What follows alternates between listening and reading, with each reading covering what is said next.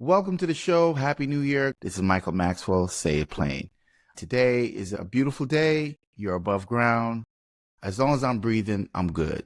That means I have an opportunity. Most times when people ask me how I'm doing, I respond, I'm breathing, so I'm good. As long as you have life, you have an opportunity. Today, I felt inspired to share. So I'm just going to actually share a story with you. It might be more than one story, could be one story. I don't know. As I'm getting older, things that used to matter to me don't matter as much. I just came back from a little trip to celebrate birthdays of my niece and my brother-in-law. And it's kind of interesting. Well, they have birthdays. Their birthday is the same day. So it was like a joint celebration. He had his people and she had her people. And it was really cool. And normally I'm not up for that stuff. Being more honest with myself, I find that I'm a performer, literally and in personality. Most people who interact with me feel great and enjoy our interaction. That would lead most to think I'm very social, which I am in settings. I like to be by myself. I'm introverted. Those who know me know I keep to myself. When it's time to shine, I light up like a Christmas tree. So I am a introvert with performer attributes to my personality. But for the most part, I have to be with myself. As I'm getting older, I'm becoming more warm towards my family. Overall, I make more conscious effort to reach out to my sister now. Our family dynamic is interesting. We love each other, but don't go out of our way to interact. And I think that's something that was nurtured into us.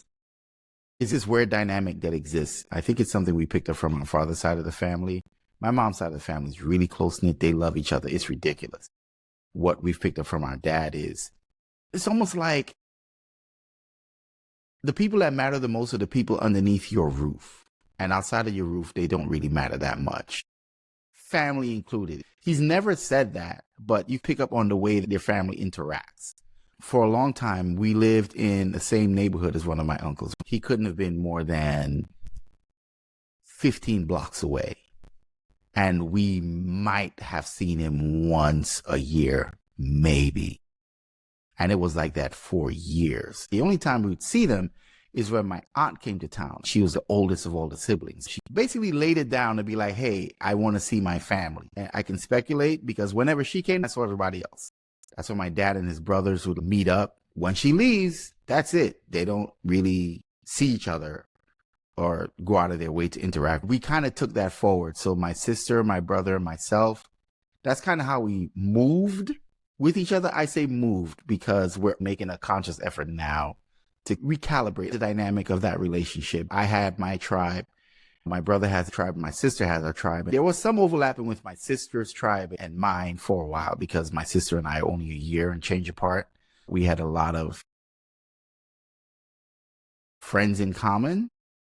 But as life has gone on, we've all moved our ways. In 2025, been making a greater attempt, and so has she. It's not just me. My brother, we all have come to this understanding that we should try harder to be in each other's lives and not just see each other when it's a birthday party for my mom or dad, kind of like family big stuff, milestones. So my parents celebrated like a 50th anniversary and then we all got together. Outside of those occasions, we really don't.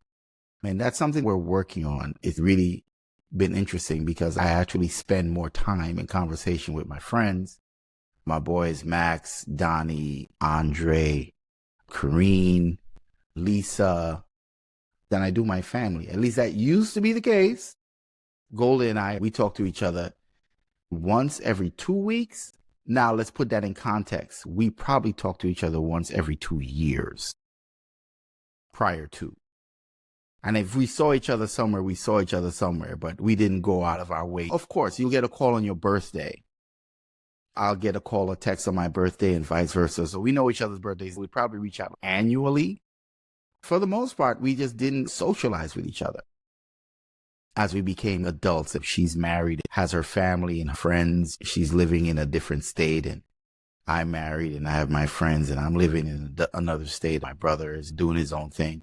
We kind of just weren't mixing. And as siblings, that's really weird in hindsight, because when I look at the way my mom's family interact with each other. It is ridiculous. It's good to watch, but it makes you feel a little envy. The best was when I watched Kim interact with her family. The way she moves with her family is the way my mom moves with her family. So because I've seen it with my mom, I kind of understood what it was when I saw it with Kim's family. There's a part of me that's like, these guys are in constant contact with each other. There's a big conversation that happens like every weekend. They get on this group FaceTime. It's mom, brother, sister, and when he's available, it's sister's partner. I get on the call. Sometimes it's 5, 6 people deep in FaceTime and just chatting up and catching on and whatever. And I think that's amazing. And I think that as we get older, community is important. We lose sight of that, how important community is. And we as parents sometimes have to be careful what we model for our children because they pick up things that we don't even know we're putting down. We picked that up. I don't know if it was my dad's intention because he always preached how important it was to protect the nuclear family, how you're the team, like your brother, your sister, you guys look out for each other. He pushed that a lot. As much as we were that in the house, when we left, that just stopped. So it's like, as long as we were all living in the same roof, we were a team. And then as life took us in different directions, it was like every man for himself. And then everybody reestablished their own roof. And then what was underneath that roof became number one priority. I think what we realized, even though he told us that was very important, we kind of saw that it had an expiration date because we just watched how he interacted with his siblings. You know, it was kind of like, hey, I'll see them when I see them. But we didn't interact with them too much, and they lived close. Like, we're all from a small island in the Caribbean, but here, my aunt in Texas, my uncle in the Bronx, another in Queens, and we were in the Bronx. So we weren't that far apart from each other, especially the ones that were New York based. I mean, our aunt in Texas, yeah, she was far, but actually she's the one who tried the most to connect everyone. She is the connective tissue. I dread to think what happens when she closes her eyes, if these men who are brothers will ever interact for real. I don't want that for myself, my brother, and my sister. We've been working towards that. I think we're doing pretty good. It's funny, in the interactions, especially with my sister, I realized when we were younger, my sister and I used to be like thick as thieves. Like, we really were a pair.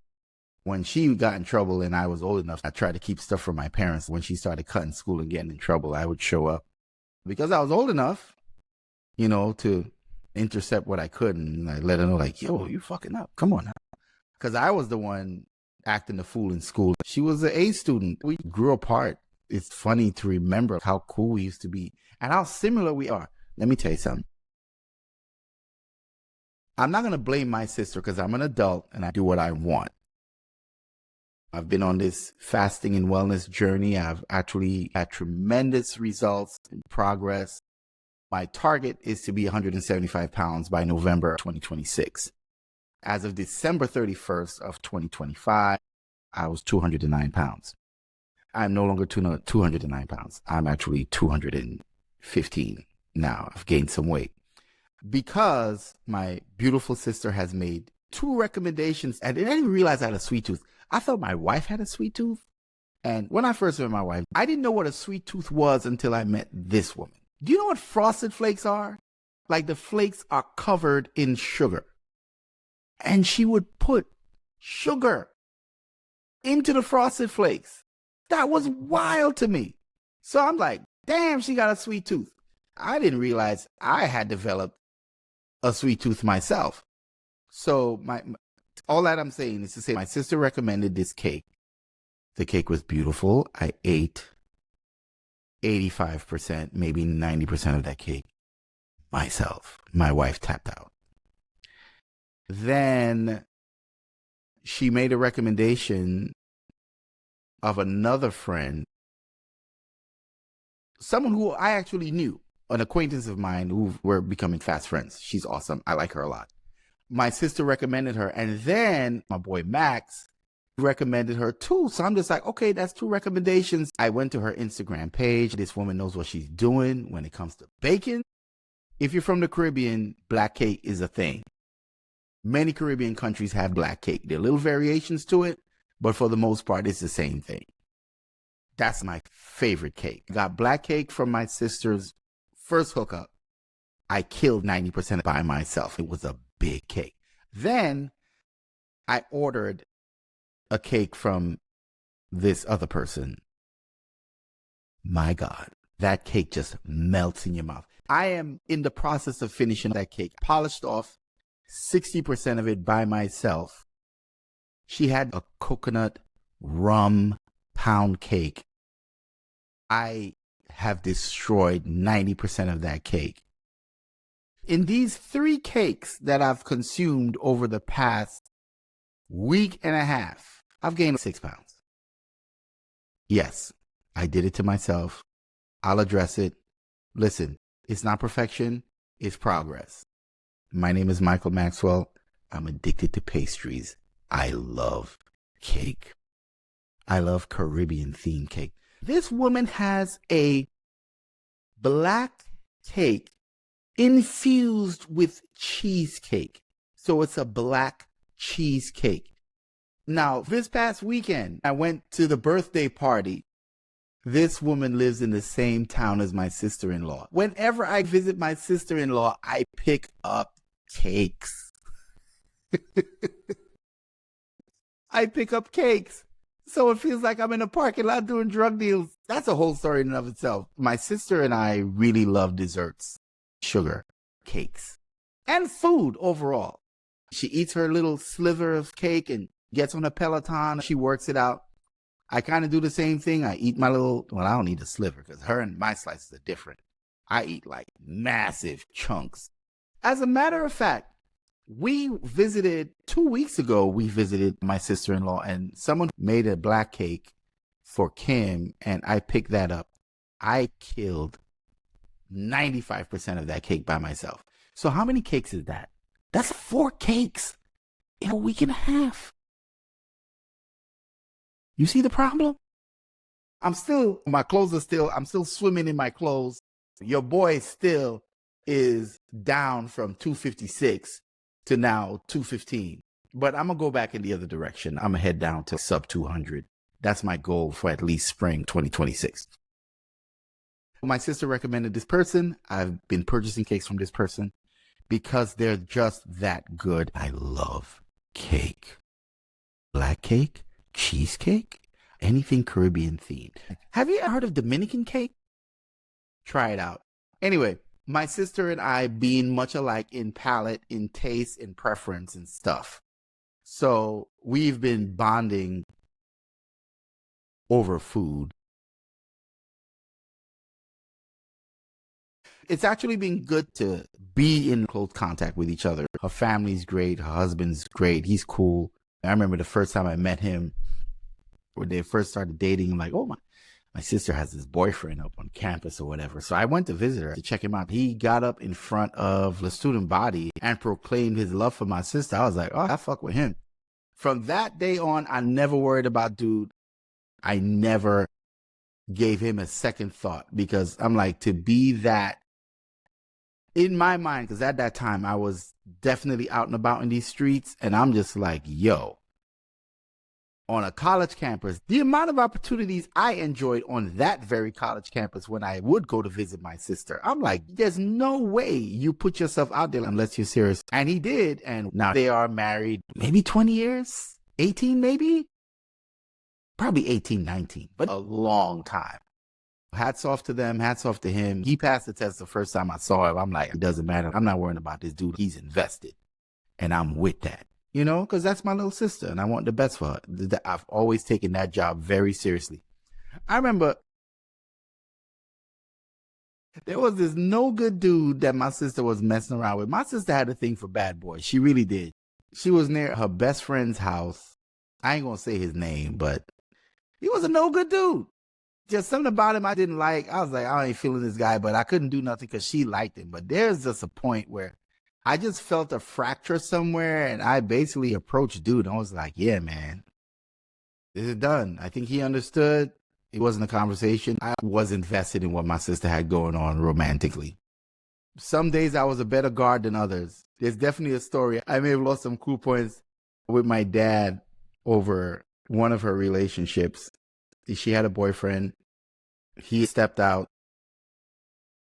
I found out he and I were friends, still are to this day. And I said to him, because at the time I was out here in these streets, there was a code and I upheld the code to the best of my ability. I'm a brother.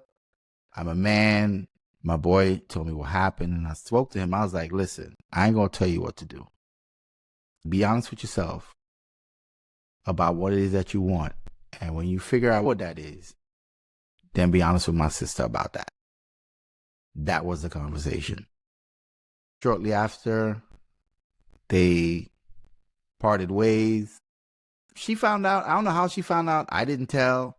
And after it got out, I let it be known that I knew. You didn't say anything? I was like, it wasn't my place. I looked at it two ways. One, the way he approached me let me know, like, the way he approached me, I had to respect that. And I honor that because I put myself in his position. I knew what it was to care for someone, mess up, and you just want a chance to fix it, especially if you really care about that person. So I knew what that was like, and I felt I didn't have that opportunity. I'm not going to burn down his bridge, but I'm going to ask him to be honest. If this is what you want, then you know what you got to do. Once you know what you got to do, then, go handle that. And I think he tried. She somehow got wind and they unfortunately came to an end. Or fortunately, depending on how you look at it. From her perspective, it's probably fortunately. I know he was probably hurt for a second. So I lost some points. But not up until that point, I've always prided myself in protecting her. I've always taken to heart what my father said, to look out for each other. But I wouldn't even say I failed. I think I gave him honest advice. I took emotion out and was like, listen, figure out what you want and then be honest with my sister. That's it. And he was, and he did. It just didn't work out. My little sister's back. We're having fun and we talk on a regular basis once every 2 weeks. Sometimes more. It depends if there's good tea to spill.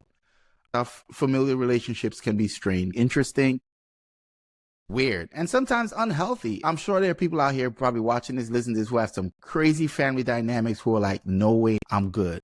I got out. I ain't going back. Do what's best for you. Protect your mental health, your peace, your sanity. No one is above my peace. Nothing is more important than my peace. So I get that. My sister does not disturb my peace. And I'm rebuilding our connection. With my family, it's interesting. Sometimes her husband and my wife start shit. They poke, create opportunities for little conflicts and little dramas between my sister and myself because they like to watch it happen. But it's fun. For them, it's fun because when they see us together, they're like, they don't even talk that much. But it's just this thing with my family. It's like when we get together, it's like no time has passed. But when we leave, we just don't communicate with each other. At least that's how it used to be. It's not how it is anymore. So I'm thankful that we're bridging those gaps, talking to my brother a lot more. Family's important. My brother is an enigma. I'm trying to figure him out. There are things about my brother that I love, but he's human like me. He's not perfect like me. He has his shit he's working on like me. So I try to look at him just as a person like I am. My brother, to me, is a big deal. The biggest influence. In more ways than one. Now that I realize it, even now that I'm older, I think myself a good singer.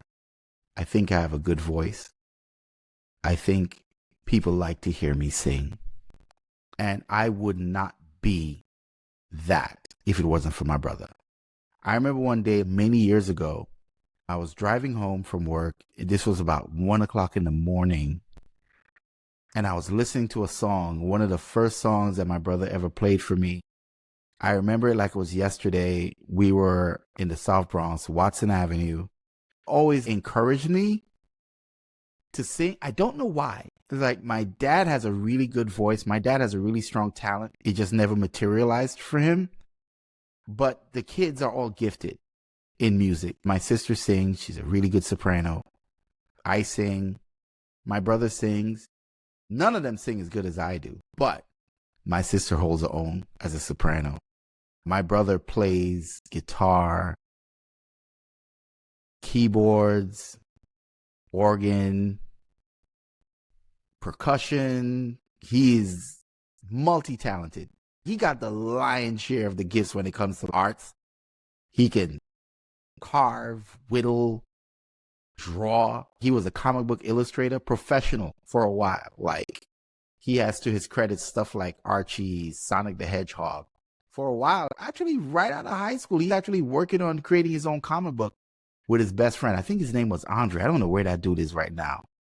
But shout out to Andre, shout out to Earth. I think the name of the comic characters, I remember them, it was like Probe and Scout, Scout and Probe, whatever. He would have storyboards and they were trying to write stories. He has a lot of talent. And I think we got that from our dad. Our dad is talented. It never worked out for him.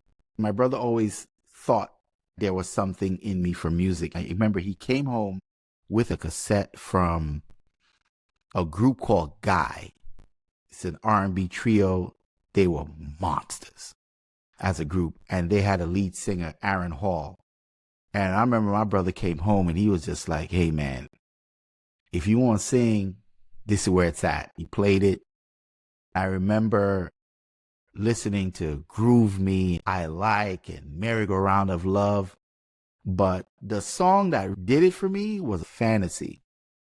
On the bridge of Fantasy is where my origin story of a lead singer began. I'm not going to sing it, but I heard that breakdown. I was like, oh, shit, this dude is going. But I heard Aaron Hall and I was like, yeah, my brother was influential behind me becoming a singer. He pushed me. I kept going and now I'm having fun. I love singing. One night I was driving home and my brother had this interesting way of listening to music and he taught it to me. We listened together and my brother listened to music in totality. Like most times you listen to music, you're listening to what the singer is doing. Or if you're a musician, you might be listening to what the band is doing, depending on the instrument you play. My brother listened to every bit of the production. So he would stop and he's like, did you hear that? Did you hear this? Listening to the song while driving home, I heard a part in the song that I never heard before. And I just started crying because I remembered that this is the way my brother listened to music. And we hadn't spoken. Our relationship was not in a good place. We hadn't spoken in years. I remember I was crying because I missed that. I love music. I am in music. It was because my brother believed I could be in music. I called my wife and I told her how I was feeling. This woman is fucking something different. I get off the phone with her. On my way home, 3 minutes later, my phone rings. It's my brother. He's like, yeah, man, your wife sent me a message. Your little brother needs you. My brother is a big deal to me, a hero in some respects. Our relationship is not what it used to be. My brother and I used to be close too. So it's just really interesting. I remember how close my brother used to be. We did a lot together. We started drifting apart when I was 13 and he was 16. Not because anything bad happened, but something natural. My brother was taken with this girl. Oh, I hated her for so long. And it's not any fault of her own. She wasn't a bad person. She's a great person. Even to this day, we're cool. At the time, to a 13-year-old, always joined at the hip with his brother. And all of a sudden, it's like, nah, man, everything is this girl. He just wants to spend time with this girl. And, me and him used to be like thick as thieves right next to each other. And now I can't be next to him because he's next to this girl. And the 13-year-old little brother don't understand that. The dude had a girlfriend and it was what it was. Boy, I couldn't stand her. I hated her. But at 13, I realized how girls can be so mesmerizing. I got into some stuff. That stuff changed your life as a little boy. In hindsight, I understand, but I did feel a kind of way. We drifted apart. He got into his girls and went his way. Then I got into the girls and other shit and went my way. So by the time, shoot, we just kept going in different paths. That's all I could say about that. Lived our lives, we bounced in and out of each other's lives. We had different theological, philosophical viewpoints. I did not handle some things properly. I'll say this, man, organized religion can do a number on you. It can really make you cold. It can make you very judgmental, dismissive, and it can make you very combative. I remember my brother, his greatest influence was my uncle who died early. I never saw my brother cry like that. I never saw my brother hurt like that when he found out he died. But that uncle drew, played instruments. So that uncle was the mold that formed who my brother became. Even in philosophy, shortly after his passing, my brother adopted Rastafarianism. And I just couldn't, because I remember we had a friend that was like looking into Rastafarianism, and we were doing all this supposed research to debunk this. We were convinced we had it figured out. Fast forward a year and a half later, and my brother's going down this rabbit hole. My brain couldn't handle it. I was disrespectful and I was very combative towards him. I'm sure I hurt his feelings in things I said and did. Not an excuse. I was young and stupid. Now at 49, I don't subscribe to any religious belief. Everyone has their room to be who they need to be. I think there's room for everybody to be right. I don't care if you're Muslim, Rastafarian, Christian, Judaism, Buddhist, fusion, whatever. As long as you're a blessing to humanity, I don't care. If you don't believe it, that's fine too. In my world, everybody's right. We don't know until we die. Be a good human being. That's where I'm at. I don't get into religion. Are you a good person? That's it. I don't care who you pray to or who you don't pray to. I don't need you to acknowledge a God, and I don't care that you acknowledge a God. Who are you as an individual? What's your character? What have you shown me? I don't care what books you read, what books you don't read. I don't care what books you burn. None of it matters to me. Who are you? I'm not interested in what you do on your Sundays or your Saturdays, your middle of the week. None of that stuff matters to me. I was very ignorant in the way I dealt with my brother's grief and the window that it opened, and him just trying to reconnect with his uncle, and that he found that through faith, through political, religious identity known as Rastafarianism. So I'm sure I dealt him some harsh blows. I may have apologized for that. I think I have by now. But I'll do it again. Bro, I'm sorry. You know what I'm talking about. I was an asshole on Grace Avenue. I'm weaving and working on relationships with my brother, my sister, and even with my parents. It's like same thing, really, distance. But now we talk on a weekly basis. I'm getting better at working on these relationships because it's an important thing. It's a beautiful thing to have. Because as I'm getting older, I want to spend more time with them. I want my son to know his uncle, aunts, cousins, and grandparents. On his mother's side, he gets a lot. They live in Connecticut, we're in Massachusetts, and his grandmother on his mother's side is in New York. And she'll just come. We'll be sitting home on a Sunday morning and the doorbell rings and grandma's at the door. She wants to spend time with her grandson. Sister is the same way. They just move. He has access to them. And I want to make sure he has access to my side of the family as well. But I can't give him access to something I haven't been cultivating. So now I'm cultivating that because I want him to have the full experience. Family is important when it's healthy, and when it's not, if there's an opportunity to heal it, do that. Do the best you can. Relationships are healthy. Healthy relationships are good, especially with family. That's your heritage, your tribe. There's a tribe you were born into, and there's a tribe that you choose. And yes, I have chosen a phenomenal tribe. Donnie, Max, Tignetta, Heather, Kim, Raquel, Niquan, Al, Andre, Felicia, Yolanda. Like, my tribe is deep. My tribe is beautiful. And that's a tribe I choose. But the tribe I'm born into is actually pretty dope too. So that's Golda, and that's Samuel, and that's Octavia, and that's Watson. Through marriage, that's Theo and Asher. With the marriage, my brother Samuel, Earth, his daughter Kebra, my daughter Tamara, and my granddaughter India. Can you believe it? I'm a grandpa.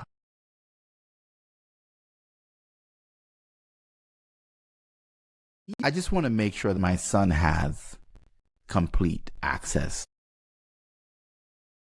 to everyone, his sister Tamara, niece India, cousins Kebra and Asher, aunts Golda, Raquel, uncles Theo, Samuel, Donnie, Max, Andre, the people that look out for me. I want him to have access to all of them. His grandparents, Octavia Watson, Petula. I want him to have access to people that love me, that protect me, that care for me, that look out for me. I want him to have access to all of that. And that's not going to happen if I don't do the work of maintaining these communities. So, community is important. I guess that's really what I want to share. I don't know what your situation is. If there's an opportunity to heal some wounds, do that. 4, 5 has been challenging in some regards. We've lost some people. It's been a wake-up call to how fragile life is and how important it is to maintain connections. Speaking of which, like 2 connections that I make a conscious effort to maintain are people that were and still are important to me. I'm trying to honor those relationships. My boy Leon Mann and I were inseparable. My girl Damali, one of my dearest friends for a long time. Not everything goes right. It went left. She's still good people. She has a solid heart. She's a Scorpio like me, so she can be intense. She can be a lot. But that's cool. I totally understand it because she's a Scorpio. I get it. Just like the people that have been really cool. I'm making a conscious effort to maintain those relationships, repair those relationships. Because, man, we don't know when we're going to lose people. I'm trying to collect addresses. I want to start sending out birthday cards, holiday wishes, gather all that information. A lot of us are still alive. The only time we see each other is when somebody dies, which is really sad. We used to see each other so much when we were kids. We used to hang out and we're still here. But the only time is when somebody dies.